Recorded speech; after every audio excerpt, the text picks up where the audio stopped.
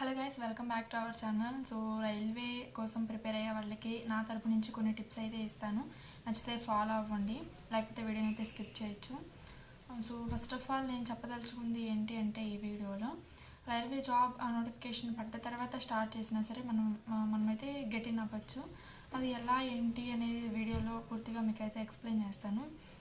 First of all మనకి railway notifications అనేవి 2018-19 ఆ టైంలో అయితే వచ్చాయి. అండ్ స్టిల్ ప్రాసెస్ అనేది ఇప్పటికీ కూడా నడుస్తూనే ఉంది. అంటే 90లో వచ్చిన నోటిఫికేషన్కి సంబంధించిన సెలక్షన్ ప్రాసెస్ అనేది క్యాండిడేట్స్ పరంగా ఇప్పటికీ కూడా జరుగుతూనే ఉందన్నమాట. అంటే దీన్ని బట్టి మనం చూసుకోవచ్చు ఎంత లేట్ అవుతుంది అనేసి. ఆల్మోస్ట్ దగ్గరగా 5 years అయితే కంప్లీట్ అవుతుంది. సో మనకి రైల్వే నోటిఫికేషన్స్ కానీ సెలక్షన్ ప్రాసెస్ కానీ చాలా లేట్ అయితే అవుతుంది. కాబట్టి ఇప్పటిదాకా ఎవరైనా ప్రిపేర్ అవ్వకపోయినా సరే నోటిఫికేషన్ పడ్డ తర్వాత ప్రిపేర్ అయినా సరే గెట్ ఇన్ అయితే అవ్వచ్చు. సో దానికోసం కొన్ని టిప్స్ అయితే ఫాలో అవ్వండి, డెఫినెట్గా సక్సెస్ అవుతారు. నేనైతే కొన్ని టిప్స్ అయితే రాశాను, మళ్ళీ మర్చిపోతానేమో అనేసి అవన్నీ కూడా మీతో షేర్ చేస్తాను ఈరోజు. సో ఫస్ట్ ఆఫ్ ఆల్ ఏంటంటే, ఫస్ట్ రైల్వే నోటిఫికేషన్స్ అనేవి మనకి 5 years ఒకసారి, అలా 4 yearsకి ఒకసారి అయితే వస్తూ ఉంటాయి. అండ్ ఇంకో విషయం ఏంటంటే, రైల్వే నోటిఫికేషన్స్కి ఏజ్ అనేది ఎక్కువగానే ఉంటుంది. అండ్ తెలుగు మీడియంలోనూ ప్రిపేర్ అవ్వచ్చు, ఇది ఒక అడ్వాంటేజ్ అనమాట. తెలుగు మీడియంలో ప్రిపేర్ అవ్వచ్చు. ఇంగ్లీష్ అంటే భయం ఉన్న వాళ్ళు డెఫినెట్గా రైల్వేలోకి అయితే రావచ్చు. అంటే బట్ మనకి కాంపిటీషన్ ఫీల్డ్ అనేది అలవాటు పడి ఉండాలి, దానికి తట్టుకోగలిగి ఉండాలి. హెవీ కాంపిటీషన్ అయితే ఉంటుంది రైల్వేలో ముఖ్యంగా. వన్స్ వచ్చిన తర్వాత ఇంకా వెనక్కి తిరగకుండా ఖచ్చితంగా జాబ్ కొట్టాలి అనే ఉద్దేశం ఉంటే రండి, లేకపోతే మీకు నచ్చిన ఫీల్డ్ అయితే ఎంచుకొని లైక్ ప్రైవేట్ జాబ్ కానీ ఏదైనా బిజినెస్ కానీ పెట్టుకోవాలంటే పెట్టుకోవచ్చు. బట్ వన్స్ వచ్చిన తర్వాత ఏంటంటే దాని మీద గట్టిగా నిలబడి దాని మీద ఫోకస్ చేయాలి. అంతేకాని ఇంకా నన్ను అప్లై చేసినాం సరిపోయింది, పోయి ఆ కోచింగ్ సెంటర్లో కూర్చున్నాం, లేకపోతే ఇంట్లో ఏదో బుక్ పట్టుకొని 1-2 గంటలు చదువుతున్నాం అంటే జాబులు రావండి. సో మనం వన్స్ నోటిఫికేషన్స్కి అప్లై చేసినాము అంటే దానిపైన ఫుల్ ఫోకస్ అయితే ఉండాలి. అండ్ మీ యొక్క ఫోకస్ అనేది ఏదో ఒక్కదానిపైన ఉండాలన్నమాట. ఇప్పుడు రైల్వేని తీసుకున్నారు, రైల్వేలో మనకి చాలా ఉంటాయి, ఏఎల్పి, జేఈ అండ్ ఆర్పిఎఫ్ ఉంటుంది, గ్రూప్ డి, ఎన్టీపీసీ, ఈ విధంగా చాలా నోటిఫికేషన్స్ అయితే ఉంటాయి. దాంట్లో ఏది నీ గోల్ అనేది ఒకటి ప్రాపర్గా అయితే ఎంచుకో. ఆల్మోస్ట్ సిలబస్ అనేది ఒకటే, బట్ దాంట్లో ఏఎల్పీకి టెక్నీషియన్కి సంబంధించి సిలబస్ వేరీగా ఉంటుంది. అండ్ ఆర్పిఎఫ్కి సంబంధించి దాంట్లో అడ్వాన్స్ మ్యాథ్స్ అయితే రాదు, చాలా ఈజీ వేలో అయితే క్వశ్చన్స్ అడుగుతారు. అండ్ ఇంకా గ్రూప్ డీలో అయితే మనకి 10th class లెవెల్ ఉంటుంది. ఎన్టీపీసీలో మనకి వాళ్ళు అడ్వాన్స్ మ్యాథ్స్ వస్తుంది, కొంచెం డెప్త్లో అయితే అడుగుతారు. సో ఏదైనా ఒక ఫోకస్ మీ యొక్క క్వాలిఫికేషన్ బట్టి, మీ యొక్క స్ట్రెంగ్త్ని బట్టి, మీ మీ కెపాసిటీని బట్టి మీ యొక్క జాబ్ అనేది డిసైడ్ చేసుకోండి. సో ఎవరి కెపాసిటీ తక్కువ అని నేనైతే చెప్పట్లేదు, బట్ మీకు మీది అయితే అర్థమవుతుంది కదా, నేను ఈ క్వశ్చన్స్ సాల్వ్ చేయగలుగుతానా లేదా అనేది ప్రీవియస్ ఇయర్స్ పేపర్స్ నుంచి మీరు తీసుకుని మీరు ఒక జాబ్ని అయితే ఎంచుకోవచ్చు.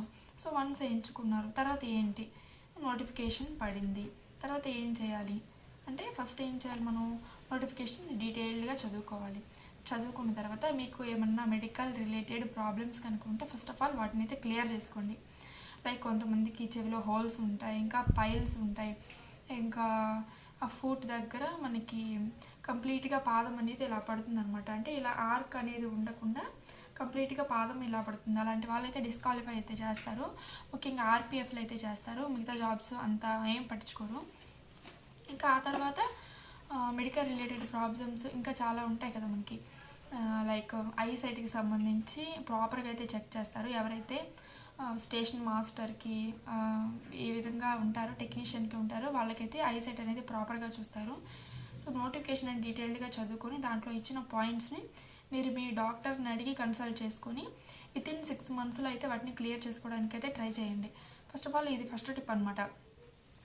ఏంటంటే మనకి జాబ్ అంటే మనం మెడికల్ వెళ్ళినప్పటికీ మీకు సర్జరీ, ఐ సర్జరీ కానీ, లేసిక్ సర్జరీ కానీ, ఇంకా ఏదన్నా పైల్స్ రిలేటెడ్ సర్జరీస్ కానీ ఇవన్నీ చేయించుకొని అట్లీస్ట్ ఒక 6 months వరకు అయితే మనకైతే ప్రాబ్లం ఉండదన్నమాట.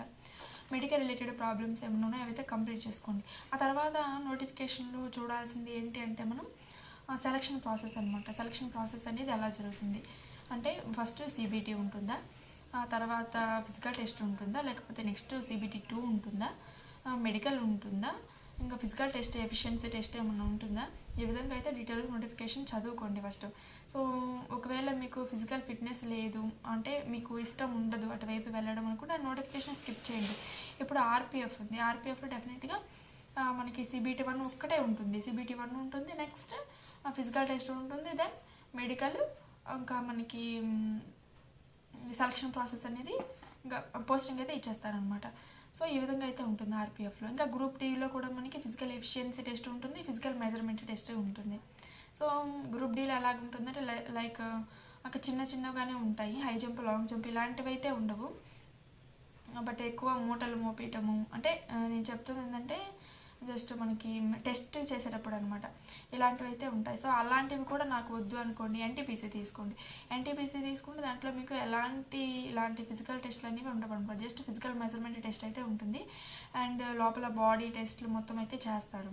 ఈ విధంగా అయితే ఉంటుంది అనమాట. సో సెలక్షన్ ప్రాసెస్ అనేది ఎలా ఉంటుందో ఫస్ట్ ఆఫ్ ఆల్ తెలుసుకోండి. అంటే మీకు ఫిజికల్ వైపు ఇంట్రెస్ట్ లేకపోతే స్కిప్ చేయండి అలాంటి వాటిని. అంటే ప్రాపర్గా అయితే తెలుసుకోవాలి కదా మనం నోటిఫికేషన్ గురించి, అదనమాట. సెలక్షన్ ప్రాసెస్ చూసుకుందాం, అయిపోయింది, ఓకే అనిపించింది. ఆ తర్వాత ఏం చేయాలి అంటే ఇంకా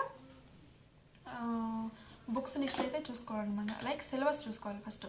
సిలబస్ ఏముంది, సిలబస్ ఏమి ఇచ్చారు, ఇప్పుడు దాకా ఒక ఎత్తు, ఇప్పటి నుంచి ప్రిపేర్ అయ్యేది ఒక ఎత్తు అనమాట. మీరు డిగ్రీ, బీటెక్, ఇంకా ఏదైనా సరే డిగ్రీ కానీ బీటెక్, ఇంటర్ ఇప్పటిదాకా చదివిన సిలబస్ కానీ ఆ టాపిక్స్ కానీ ఆ చదువు కానీ అదంతా వేరు. వన్స్ కాంపిటేటివ్ ఫీల్డ్లోకి ఎంటర్ అయిన తర్వాత కంప్లీట్గా మీ యొక్క సిలబస్ అనేది మారిపోతుంది, అండ్ మీ యొక్క డైలీ లైఫ్ అనేది మార్చుకోవాలి. డెఫినెట్గా జాబ్ రావాలి అంటే కొన్నిటిని అయితే వదిలిపెట్టాలి, కొన్నిటిని కొత్తగా చేర్చుకోవాలన్నమాట.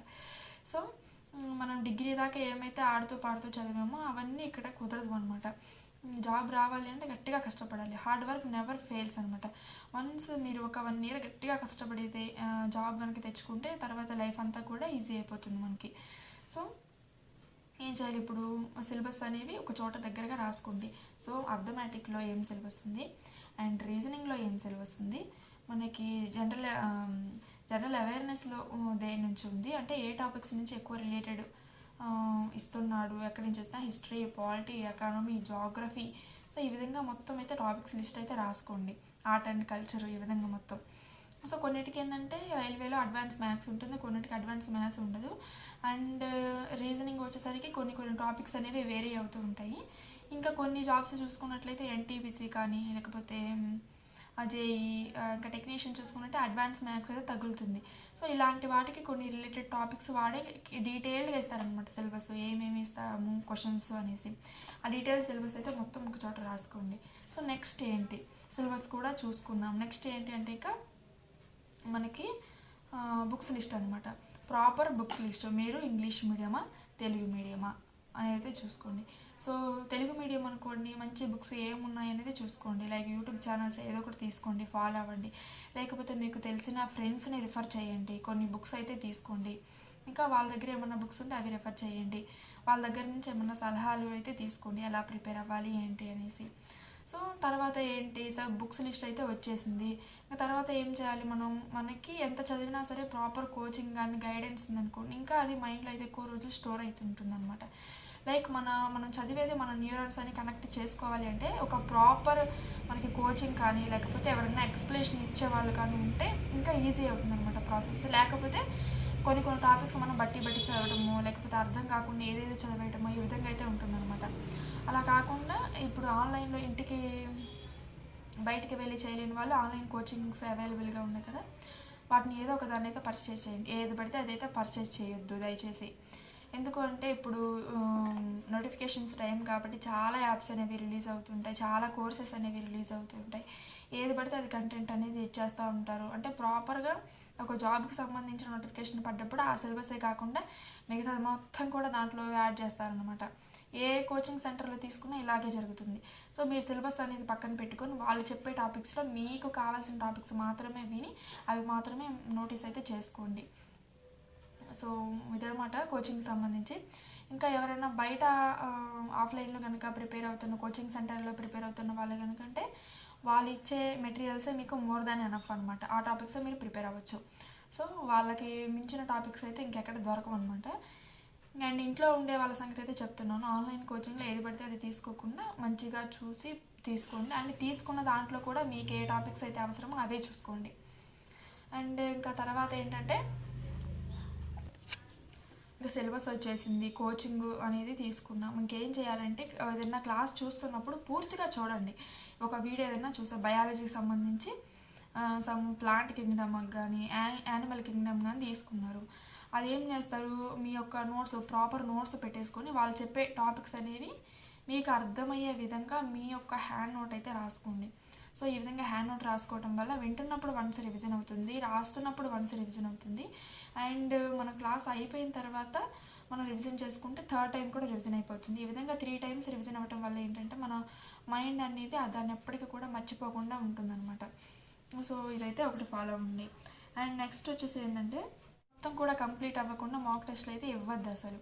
మాక్ టెస్ట్లు ఇవ్వడం వల్ల ఏంటంటే మన స్ట్రెంత్ అనేది తగ్గిపోతుంది అనమాట. అంటే భయం వేస్తుంది, అమ్మ అసలు ఒక క్వశ్చన్ కూడా నేను రాయలేకపోతున్నా, అటెంప్ట్ చేయలేకపోతున్నా, ఇలాగైతే ఉంటుందన్నమాట. ఏం చేస్తారంటే ఫస్ట్ సిలబస్ మొత్తం కంప్లీట్ కానివ్వండి. కంప్లీట్ అవుతూనే ఉన్నప్పుడు మీరు కూడా దాంతోపాటు ప్రాక్టీస్ అయితే చేస్తూ ఉండండి. ఏ రోజుకి ఆ రోజు క్లాస్ వింటున్నాము, ఏమంటే దాన్ని నోట్ చేసుకుంటున్నాము, చదువుతున్నాము, అది మైండ్లో మనకి స్టోర్ అయిపోతుంది. ఈ విధంగా క్లాస్ రాసుకుంటూనే మనకి ప్రిపరేషన్ అనేది కొనసాగిస్తూ ఉంటుంది అనమాట.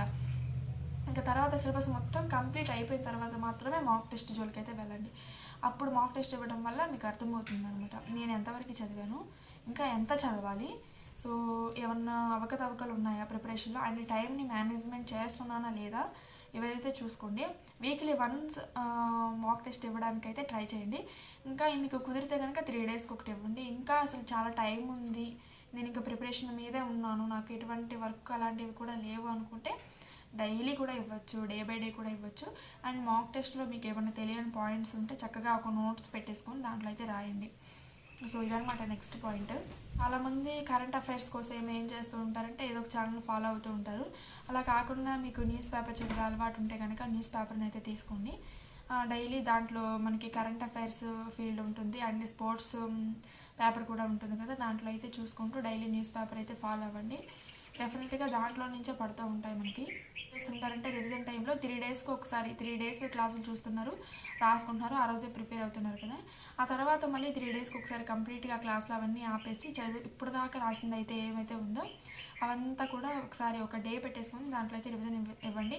ఆ రోజే 1 మాక్ టెస్ట్ కూడా ఇవ్వండి, దాన్ని కూడా అంటే దాన్ని కూడా రివిజన్ అయితే చేసుకోండి అనమాట. ఎక్స్ప్లెనేషన్ వింటే వినండి, లేకపోతే దానికి రిలేటెడ్ టాపిక్స్ అనేవి చూస్తూ రాసుకోండి తెలియనివి. మోస్ట్ ఆఫ్ ఆల్ ఏంటంటే ప్రీవియస్ ఇయర్స్ పేపర్స్ అనమాట. ప్రీవియస్ ఇయర్స్ పేపర్స్ అనేవి ఇవ్వడం చాలా చాలా ఇంపార్టెంట్.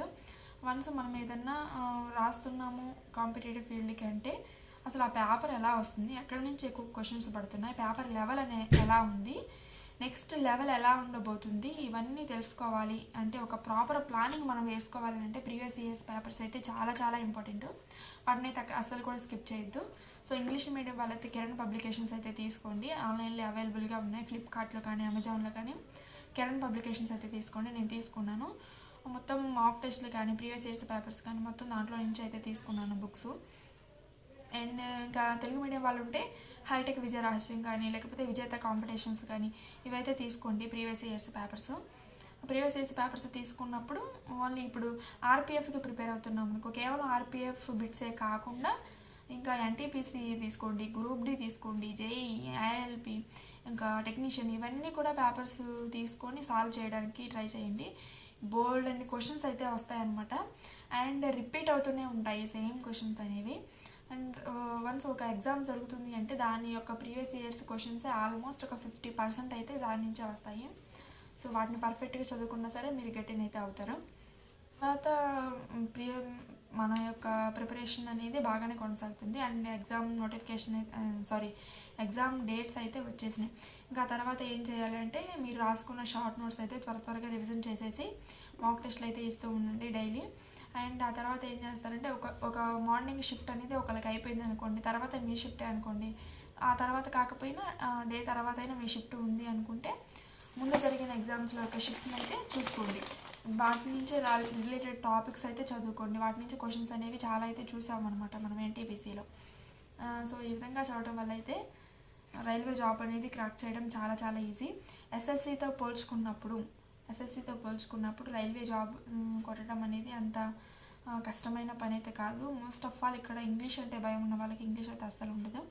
అండ్ ఆర్పిఎఫ్లో అయితే కేవలం ఒక ఎగ్జామ్ అయితే ఉంటుంది, తర్వాత ఫిజికల్ టెస్ట్ అయితే ఉంటుంది.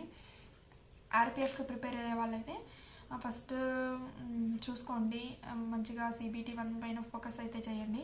ఫిజికల్గా ఫిట్గా ఉన్న వాళ్ళు ఫిజికల్ గురించి వదిలేయండి, CBT పైన ఫోకస్ చేయండి. ఫిజికల్గా ఫిట్నెస్ లేదు అనుకున్న వాళ్ళు, మెడికల్గా ఏదైనా రిలేటెడ్ ప్రాబ్లమ్స్ ఉన్న వాళ్ళైతే డెఫినెట్గా వాటిని క్లియర్ చేసుకోవడానికి అయితే ట్రై చేయండి మోస్ట్లీ. సో ఇదనమాట వీడియో నచ్చినట్లయితే ఒక చిన్న లైక్ చేయండి, షేర్ చేయండి. Thank you so much.